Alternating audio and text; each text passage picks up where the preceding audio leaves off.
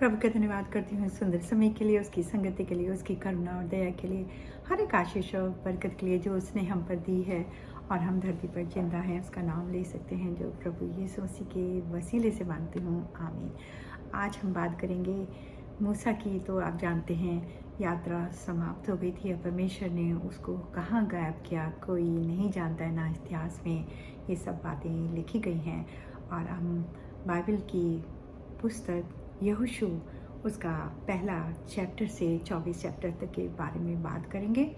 तो अब सारा जो जो जो परमेश्वर थे वो यहोशू को चुन लेते हैं और यहोशू से ही वो इस्राएलियों को उस देश में पहुंचाते हैं जहां पर उन्होंने वादा किया था।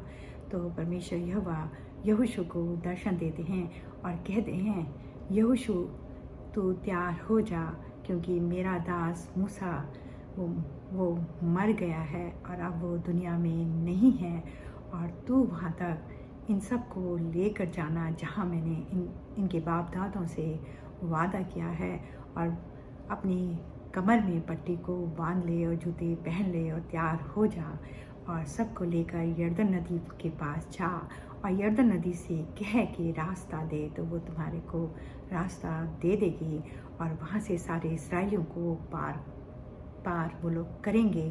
और वहाँ पहुँचकर सब इस्राएलियों को तो कहना कि जब वो उस जगह पर जाएं जहाँ पर योरोई जगह है और जो मैं उनको देने जा रहा हूँ, तो 6 दिन तक चक्कर लगाना और 7वें दिन सिर्फ एक चक्कर लगाना और फिर आराम करना और दूसरे दिन भी वही बात दोहराना। और जैसा जैसा मैं तुझे आदेश दूंगा वैसा वैसा सारे ये इस्राएली लोग करते जाएंगे, तो मैं उनके साथ रहूँगा और मैं उनकी सहायता करूँगा और आशीष और बरकत दूँगा। और मूसा अब उनके साथ नहीं रहता है। यहोशू सारा कुछ अपने हाथ में उसके आ जाता है और परमेश्वर अब उसके साथ रहते हैं और उसके मुख से बातें करते हैं। तो यहोशू सारी बातें इस्राएलियों को समझाते हैं। और यहोशू जो हैं आगे सारे जितने भी इस्राएली युद्ध करने में तेज थे और यहूदा यानी सैनिक का काम करते थे, उनको आगे आगे लेकर चलते हैं। और बाद में वो जो इस्राएल में नबी थे, याजक लोग, उनको 7 नबियों को चुनते हैं और वाचा का संदूक उनको देते हैं और उनके हाथों में तुरई दी जाती हैं।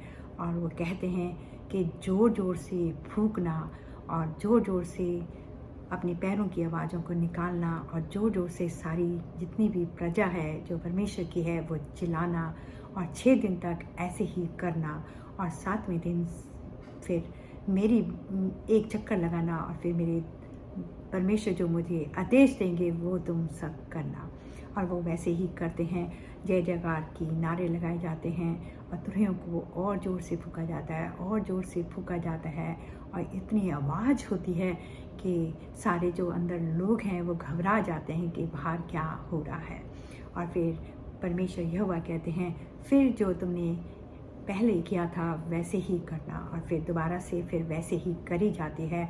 और जैसे ही वो तेज आवाज़ों के साथ चलते हैं और तुरहियों को फूंका जाता है, तो 7वें दिन उसकी जो शहरपनाह थी, जो बड़ी बड़ी ऊंची शहरपनाह थी, उनकी दीवारें सारी टूट जाती हैं और जितने भी इस्राएली थे उनके लिए रास्ता निकाला जाता है, क्योंकि परमेश्वर उनके साथ थे और परमेश्वर उनकी सहायता कर रहे थे। और परमेश्वर उस देश में ले जाना चाहते थे जहाँ शहद और दूध और नदियाँ बहती थी। और परमेश्वर यहोवा यहोशू को कहते हैं, जैसे ही तुम अंदर घुसो तो क्या पुरुष, क्या स्त्री, क्या बच्चे, क्या बूढ़े, सबको मारते जाना, किसी को भी छोड़ना नहीं। लेकिन जो भी तुम्हें सोने और चांदी की और पीतल की और तांबे की और जो भी मेरे भंडार के लिए चीज़ें हैं, मेरे भवन के लिए, उनको इकट्ठा करते जाना। पशु तुम्हारे हैं और कोई भी मनुष्य वहाँ पे बचने नहीं पाए और मारते जाना। और सारे इस्राएली जो थे ऐसा ही करते हैं, बस वो मारते जाते हैं। और बाइबल में लिखा है कि राहाब वेश्या का जो परिवार था जो वहाँ रहता है, उनको वो लोग कुछ नहीं कहते और वो बजाया जाता है। और जैसे जैसे वो लोग नगरों को जीतना शुरू करता है, यहोशू उनके साथ था और एक स्वर्गदूत भी उनके साथ लड़ाई कर रहा था और वो जीतते जाते हैं। और इस्राएलियों को जो उनके गोत्र थे उनके हिसाब से जगहें दी जाती हैं और बड़ा मार काट, बाइबल में लिखा है कि बड़ी मार काट होती है और वो मारते जाते हैं और इस्राएलियों को जगह मिलती जाती है। और ये बहुत दिन तक ऐसे ही चलता रहता है और कोई भी उनसे जीत नहीं प्राप्त कर सकता है, क्योंकि परमेश्वर उनके साथ थे। और इस तरह से परमेश्वर यहोवा ने उनकी सहायता की, जहाँ पर उन्होंने बोया भी नहीं था और ना ही फसलें लगाई थी। और वो देखते हैं कि बहुत सुंदर जगह है और आज भी हम जानते हैं कि इस्राएल बहुत सुंदर है और फलों से वो जगह भरी है, पहाड़ है वहाँ पर और वहाँ पर बहुत जो उनकी भूमि है वो बहुत उपजाऊ है।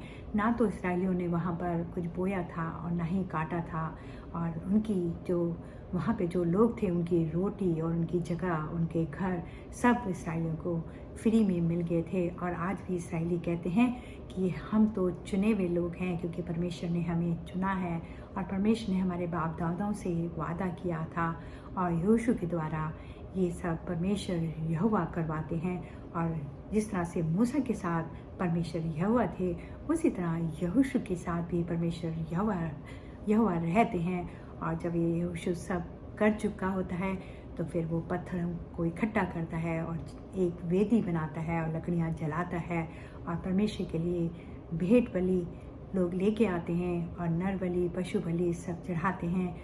और वो आज तक उस जगह पर रहते हैं जिसका नाम पहले इरोही था और आज वो इसराइल रखा गया है, क्योंकि इब्राहिम के परपोते का नाम परमेश्वर याकूब का नाम बदल के उन्होंने इसराइल रखा था और उसी जगह को आज हम इसराइल कहते हैं।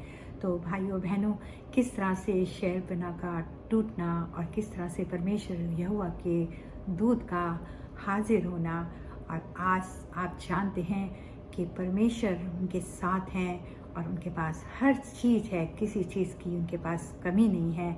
और आज सारे संसार में इसराइल का नाम सबसे ऊंचा है, बल्कि वहाँ बहुत थोड़े से लोग हैं लेकिन वो हजारों करोड़ों के बराबर है। तो आज भी परमेश्वर यहोवा जो उनको आशीष देते हैं उन्हें वो बरकत देते हैं, और जो उनको लिए बुरा सोचते हैं